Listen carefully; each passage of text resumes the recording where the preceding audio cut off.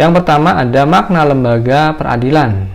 Pasti kalian juga tahu peradilan, sudah sering mendengar apa itu peradilan.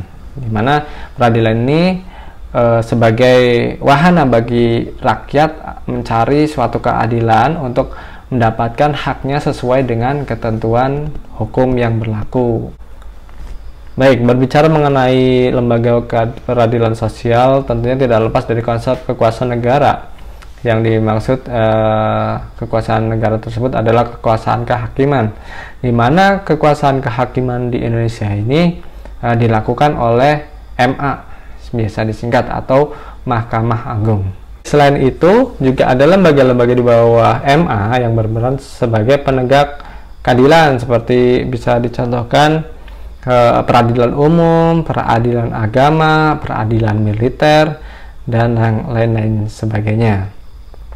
Proses peradilan dilaksanakan di sebuah tempat yang dinamakan pengadilan. Adapun pengadilan menunjuk pada tempat untuk mengadili perkara atau tempat untuk melaksanakan proses peradilan guna menegakkan hukum.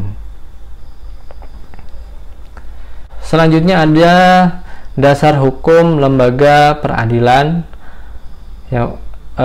Adapun dasar hukum terbentuknya lembaga peradilan nasional, yang pertama Pancasila pada sila kelima, yaitu keadilan sosial bagi seluruh rakyat Indonesia.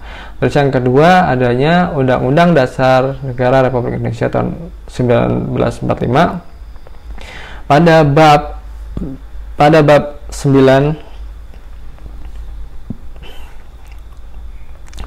9 pasal 24 ayat 2 dan ayat 23. Yang ketiga Undang-Undang RI nomor 3 tentang Pengadilan Anak. Yang D Undang-Undang RI 31 tahun 97 tentang Peradilan Militer, dan masih banyak yang lainnya. Nanti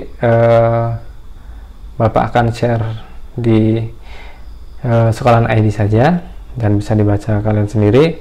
Terus peraturan perundangan di atas tersebut yang banyak itu merupakan pedoman bagi lembaga-lembaga peradilan dalam melaksanakan tugasnya dan wewenang sebagai lembaga peradilan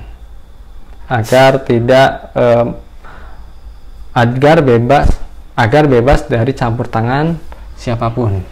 Selanjutnya ada klasifikasi lembaga peradilan. Kekuasaan kehakiman dilakukan oleh sebuah Mahkamah Agung dan badan peradilan yang berada di bawah dalam lingkungan peradilan umum. Baik, dari ketentuan tadi pasal 18 tadi, Badan Peradilan Nasional dapat diklasifikasikan sebagai berikut. Yang pertama ada peradilan umum, peradilan agama, peradilan militer, dan peradilan tata usaha negara. Selanjutnya Mahkamah Konstitusi, di mana badan peradilan di atas merupakan sarana bagi rakyat mencari keadilan untuk mendapatkan haknya tadi. Kompetensi sebuah lembaga peradilan negara adalah sebagai berikut. Yang pertama ada kompetensi relatif, di mana kompetensi yang berkaitan dengan tugas dan wewenang untuk mengadili suatu perkara. Contohnya penyelesaian perceraian bagi penduduk yang beragama Islam, maka mereka wajib untuk menyelesaikannya di peradilan agama. Yang kedua ada kompetensi absolut, yaitu kompetensi yang berkaitan dengan wilayah hukum atau wilayah tugas suatu badan peradilan. Misalnya, pengadilan negeri, wilayah hukumnya hanya meliputi suatu kabupaten atau kota dan hanya berwenang menyidangkan perkara hukum yang terjadi di wilayah tersebut saja. Baik, terima kasih di video kali ini. Sampai sini saja.